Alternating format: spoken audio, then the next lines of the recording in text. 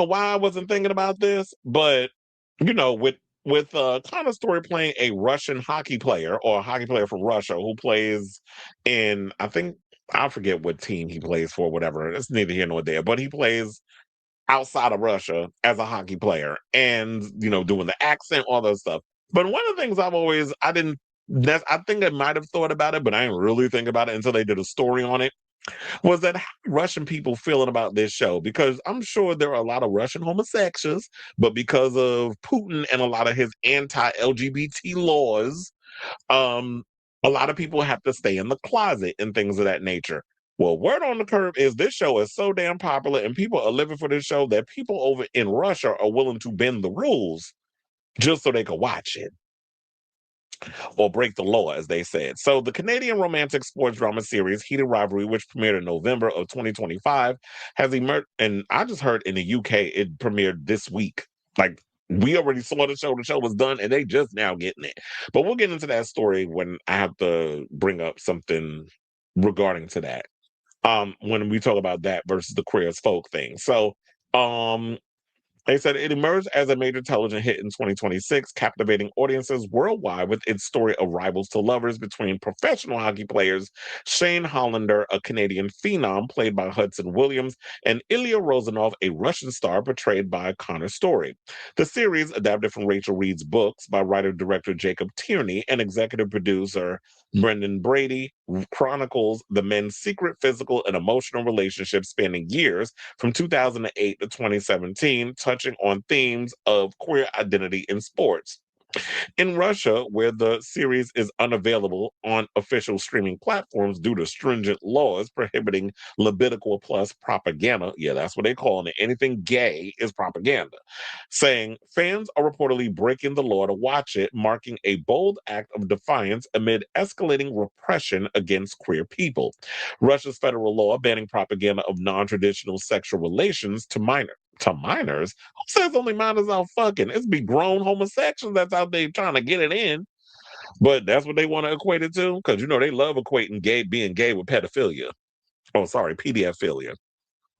So, Russia's federal law banning propaganda of non traditional sexual relations to minors, enacted in 2013 and expanded in 2022 to apply to all ages, forbids content depicting libidical plus relationships with fines up to 400,000 rubles for individuals and 5 million rubles for organizations. Well, my Russian people, if there's anybody out there, I need y'all to do the math. How much would 400,000 rubles and 5 million rubles be in American dollars? I'm trying to see something because I don't know what that equates to because I don't live in Russia. Now, what is it? Kino Poisik, I think is how you say it. Russia's leading film and television review aggregator, similar to Rotten Tomatoes, shows Heated Rivalry with an 8.6 rating over 30 from over 385 users, one of the site's highest. Telegram channels for Russian fans have exploded in popularity, with some surpassing 34,000 subscribers, where users share episodes, clips, and discussions, often using VPNs to mask their activity. Piracy is another common method. A torrent of the full first season boasts over 500 seeders on a major Russian piracy site, indicating widespread sharing despite legal risks. The show's resonance in Russia is amplified by its narrative, which includes Ilya's fears about returning home, which I thought was a great scene. And damn, I may have to equate that when we talk about it later on, because there was something where people was talking about that these characters aren't fully. That was the criticism when they was talking about with the queer as folk versus um heated rivalry situation, where they were trying to say that, oh, there's no real development of the characters and this, that, and the other. But I'm like, there's a whole scene where you see Ilya's going through because his father died. He had to return home to Russia.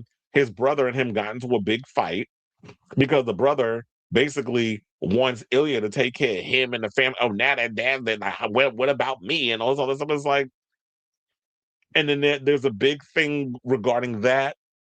And then there's a scene where it's like he gets on the phone and he basically, um, I don't know if it was on the phone or if it was a scene where him and oh my God, what is the other guy's Shane, when he was basically saying all of the things that he really felt for Shane, but the only way he can get it out is in Russian.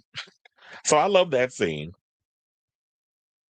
And then the whole thing about Shane asking if it's safe for Ilya in Russia, to which he basically said, "What do you mean safe? What difference does it make?" Later, when discussing the relationship, he said, "I wouldn't be able to go home again ever. Do you get that? I would not be able to go back to Russia. I don't want to find out what would happen if exposed." These lines mirror real dangers for Levitical plus people in Russia, where post 2013 laws have shuttered organizations, blocked websites, and targeted social media.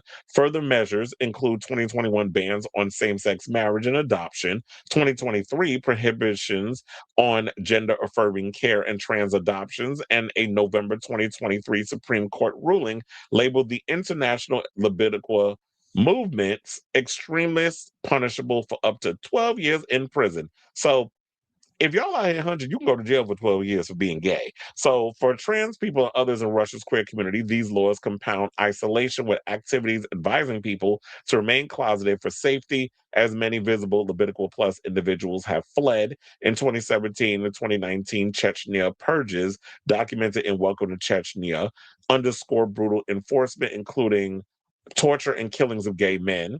Russia's 2022 Ukraine invasion raises alarms for Levitical plus Ukrainians, fearing imposition of these policies. Now, Heated Rivalry's explicit depiction of gay intimacy and bisexuality in hockey culture has fueled its global buzz, with season 2 in production for early 2027.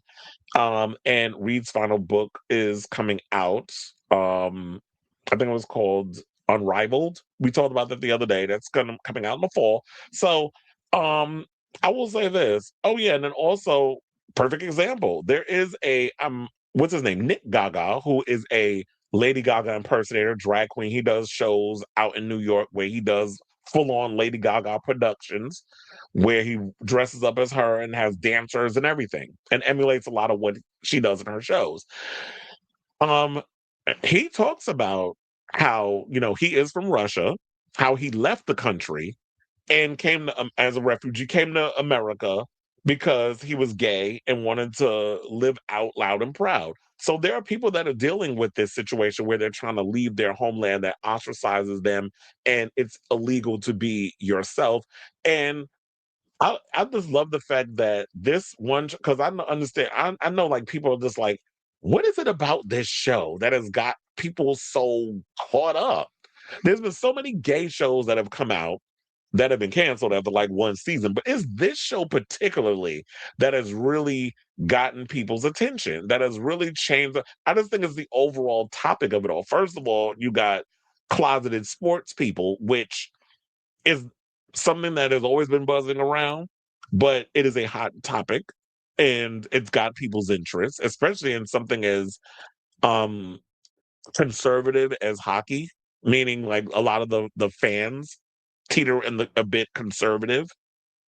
So to have closeted athletes in this particular sport is interesting.